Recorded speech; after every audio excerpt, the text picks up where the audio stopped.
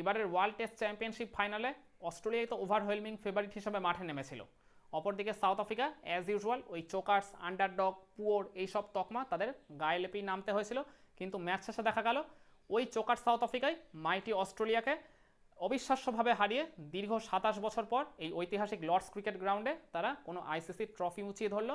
আর আপনি যদি এই শতকের হিসাব করেন তাহলে সেটা তারা প্রথমবারের জন্য অ্যাচিভ করলো বলতে পারেন। তো ম্যাচের একটা বেশিরভাগ সময় তো অস্ট্রেলিয়ায় ডমিনেট করেছিল। ইভেন ম্যাচের দ্বিতীয় দিনের মাঝামাঝি পর্যন্ত মনে হচ্ছিল অস্ট্রেলিয়ার এই ফাইনাল ম্যাচ জেতাটা জাস্ট সময়ের অপেক্ষা।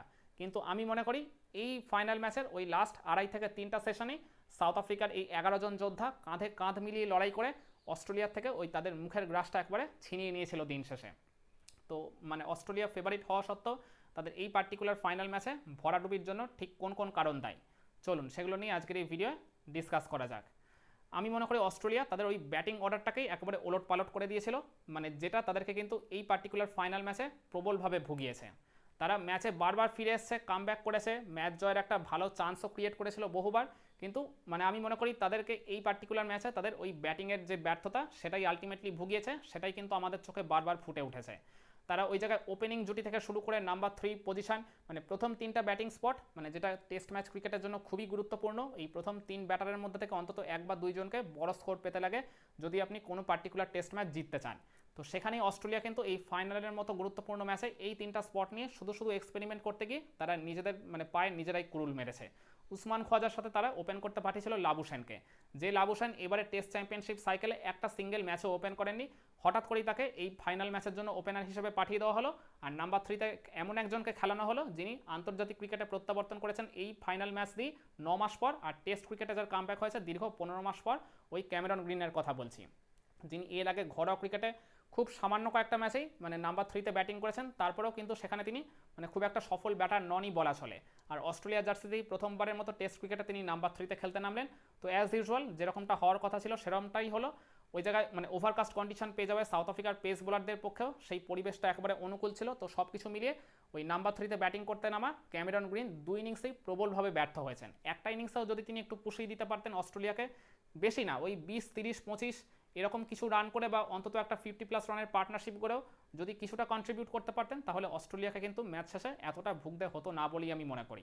আর এছাড়া লাবুসেনের কথা বলছি, তাকে ওপেনার হিসেবে পাঠিয়ে দেওয়া হয়েছিল ঠিকই, কিন্তু নাম্বার 3তে ব্যাটিং করে তার ওভারঅল টেস্ট ক্যারিয়ারের ব্যাটিং অ্যাভারেজ হচ্ছে 51+।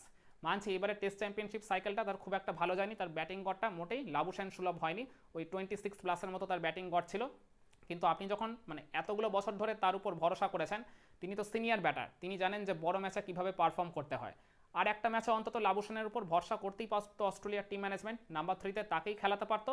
উসমান খোয়াজার সাথে ওপেনার হিসেবে আমি মনে করি ট্রাভিসের অথবা জশ ইংলিশের মধ্যে ডেফিনেটলি একজনকে খেলানো উচিত ছিল। তারা খেললে কিন্তু এতটাও খারাপ অবস্থা হতো না অস্ট্রেলিয়ার ব্যাটিং লাইন আপের এই পার্টিকুলার ফাইনাল ম্যাচে।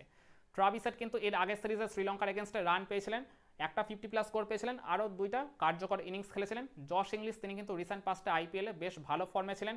রিকি পন্টিং তার উপর ভরসা করে নাম্বার 3তে তাকে সেটেল ডাউন করে দিয়েছিলেন। আর যে সুযোগটা তিনি পেয়ে কিন্তু মানে ধারাবাহিকভাবেই ভালো পারফর্ম করেছিলেন আইপিএলের এই শেষ পর্বে এসে। তো সেখানে তো জশ ইংলিশকে ওই হয় ওপেনার হিসেবে না হলে ওই মিডিল অর্ডারে নাম্বার 5-এ তো খেলানো যেতেই পারতো। তো সেই ডিসিশনগুলো অস্ট্রেলিয়ার টিম ম্যানেজমেন্ট নিতে ভুল করেছে এই ফাইনাল ম্যাচে, আর যার জন্য তাদের ব্যাটিং পারফরমেন্সটা একেবারেই আপ টু দ্য মার্ক হয়নি। আর এছাড়া আমি মনে করি ওই মানে অ্যালেক্স ক্যারির মানে যে উইকেটটা পড়েছিল ফার্স্ট ইনিংসে, তার উইকেট পড়াটা কিন্তু অস্ট্রেলিয়াকে বেশ অনেক বড়সড় একটা ধাক্কা দিয়েছিল। কারণ মানে ব্যাটিং বিপর্যয়ে রুখে ঠুকেও তো মানে সেকেন্ড সেশন শেষে ওই অস্ট্রেলিয়া স্কোরটা হয়ে গেছিলো 5 উইকেটে 190, ভালো মতো একটা প্রত্যাবর্তন করেছিল। কিন্তু কোনো দরকারই ছিল না ওই মানে কেশব মহারাজকে একটা শুধু শুধু রিভার্স সুইপ খেলতে যাওয়া। ওই থার্ড সেশনের একদম প্রথম দিকেই অ্যালেক্স ক্যারি যে রিভার্স সুইপটা খেলতে গিয়ে বলের লাইন মিস করে বোল্ড হয়ে গেলেন, তার ওই আউটটার জন্যই আমি মনে করি ওই অস্ট্রেলিয়ার যে ওই মানে শেষের দিকে ভয়ঙ্কর রকমের ব্যাটিং কোল্যাপসটা হয়ে গেল। মানে প্রথম ইনিংসে তারা শেষ 5টা উইকেট খুইয়েছিল মাত্র 20 রানের মধ্যে। ওই অ্যালেক্স ক্যারির উইকেটটা যদি না চলে যেত আর একটু যদি তিনি ব্যাটিং করতে পারতেন, একটু ডিপ ব্যাটিং করতে পারতেন ওই মানে বাউ ওয়েবস্টারকে সঙ্গে নিয়ে, যিনি 50+ স্কোরও পেয়ে গেছিলেন, দুজনেই ভালো টাচে ছিলেন, তাহলে ফার্স্ট ইনিংসেই অস্ট্রেলিয়া হয়তো 300+ রান তুলে ফেললেও ফেলতে পারতো। আর তাহলেই আমি মনে করি তারা ম্যাচ জয়ের জন্য আরও মানে ফেভারিট হয়ে যেতে পারতো, ইভেন তারা ম্যাচটা হয়তো বা জিতে গেলেও যেতে পারতো। অ্যালেক্স ক্যারির ওই নির্বুদ্ধিতার ব্যাটিংটাকে আমি ডেফিনেটলি কাঠগড়ায় তুলব অস্ট্রেলিয়ার এই ম্যাচে হারের জন্য। আর এছাড়া আমি মনে করি সাউথ আফ্রিকার ফার্স্ট ইনিংসেও তো তারা 30 রানের মধ্যে 4-4টা উইকেট খুইয়ে ফেলেছিল। এরপর পঞ্চম উইকেটে তেম্বা বাভুমার সাথে ডেভিড বেডিংহ্যামের একটা ওই 64 রানের জুটি হয়ে গেছিলো। এখন তো ম্যাচ শেষে মনে হচ্ছে এই 64 রানের পার্টনারশিপটা খুবই ক্রুশাল ছিল সাউথ আফ্রিকা অস্ট্রেলিয়া দুই দলেরই পয়েন্ট অফ ভিউ থেকে। আমি মনে করি সেকেন্ড দিনের মানে যখন খেলাটা শুরু হলো ওই প্রথম আধ ঘন্টা অস্ট্রেলিয়ার পেস বোলাররা কিন্তু বেশ ভালো মতো লাইন লেংথ মেনটেন করেই আর কি ডমিনেট করছিল সাউথ আফ্রিকার ব্যাটারদের উপর, কিন্তু তারপরেই যেন কেন মানে মনে হলো যে তারা কিছুটা ঢিলা দিয়ে দিয়েছে, আর যে সুযোগটা কাজে লাগিয়ে ওই তেম্বা বাভুম আর ডেভিড বেডিংহ্যাম বড় বড় কিছু শট নেগোশিয়েট করছিলেন অস্ট্রেলিয়ার বোলারদের এগেনস্টে, আর ওইখানে কিন্তু তারা অনেকগুলো রান তুলে ফেলে বা বলতে পারেন অস্ট্রেলিয়ার বোলাররা বেশ কিছু মানে গুরুত্বপূর্ণ রান লিক করে ফেলে। তো এই 64 রানের জুটিটা কিন্তু ডেফিনেটলি অস্ট্রেলিয়াকে এই ম্যাচে অনেকটাই আর কি কিন্তু ধাক্কা দিয়েছিল বলতে পারেন। আর এরপর অস্ট্রেলিয়ার সেকেন্ড ইনিংসে যখন ব্যাটিং করতে নামলো শুরুটা কিন্তু ভালোই হয়েছিল, 10 ওভার শেষে তাদের স্কোরটা বেশি ছিল না, বিনা উইকেটে 28 ছিল, মানে কোনো উইকেট তো খোয়ায়নি, ওটাই তো আর কি সবচেয়ে মানে বড় তাদের সাফল্য ছিল। তো মেঘলা কন্ডিশনেও তারা যখন ওই সাফল্যটা পেয়েছিল কিন্তু সেইটা আর পরবর্তীতে ধরে রাখতে পারেনি, পরের 15 ওভারের মধ্যে তারা মাত্র 45 রানের ভেতরে 7টা উইকেট খুইয়ে ফেলে, আর যার মধ্যে স্টিভ স্মিথ থেকে শুরু করে লাবুসেন, উসমান খোয়াজা সব বড় বড় ব্যাটারদের উইকেটই ওই জায়গায় চলে গেছিল। তো অস্ট্রেলিয়ার ওই ব্যাটিং ভরাডুবিটা ডেফিনেটলি তাদেরকে কিন্তু অনেকটাই মানে পিছিয়ে দিয়েছিল এবারের ফাইনাল ম্যাচ থেকে, কিন্তু তারপরও তাদের একটা প্রত্যাবর্তন হওয়া সত্ত্বেও শেষ রক্ষাটা তারা করতে পারেনি। ওই জায়গায় মানে সাউথ আফ্রিকা যখন 282 চেস করতে নামলো 70-এ তো 2 হয়ে গেছিলো সাউথ আফ্রিকার স্কোরটা, তখন ম্যাচটা একেবারে অলমোস্ট 50-50 ছিল। কিন্তু এরপর ওই তেম্বা বাভুমা যখন 2 রানে ব্যাটিং করছিলেন সাউথ আফ্রিকার স্কোর ছিল 2 উইকেটে 76, ওই সময় মিচেল স্টার্কের ওই ডেলিভারিতে ওই আউটসাইড এজ হয়ে তিনি যখন স্টিভ স্মিথের হাতে ক্যাচটা দিয়ে দিয়েছিলেন ফার্স্ট স্লিপে, স্টিভ স্মিথ যে ক্যাচটা মিস করলেন ওখানেই বলতে পারেন অস্ট্রেলিয়া গোটা ম্যাচটাই মিস করে ফেললো। স্টিভ স্মিথ যদি ক্যাচটা ধরতে পারতেন তাহলে বাভুমা 2 রানেই আউট হয়ে যেতেন, এই এইডেন মার্ক্রামের সাথে তার 147 রানের জুটিও করা হতো না, সাউথ আফ্রিকার স্কোরটা তখন 3 উইকেটে 76 হয়ে যেত, তখন ওই পয়েন্ট অফ ভিউ থেকে 202 রানের প্রয়োজন ছিল সাউথ আফ্রিকার। আর আমি মনে করি তখন অস্ট্রেলিয়ার পেস বোলাররা মানে জয়ের একটা খুব ভালো মতো গন্ধ পেয়ে যেত, আর ওভারঅল তারা অ্যাটাক করে কিন্তু সাউথ আফ্রিকার ব্যাটিং লাইন আপকে গুড়িয়ে দেওয়ার মতো ক্ষমতা রাখতো বলে আমি মনে করি, যদি ওই জায়গায় বাভুমার উইকেটটা তখন চলে যেত।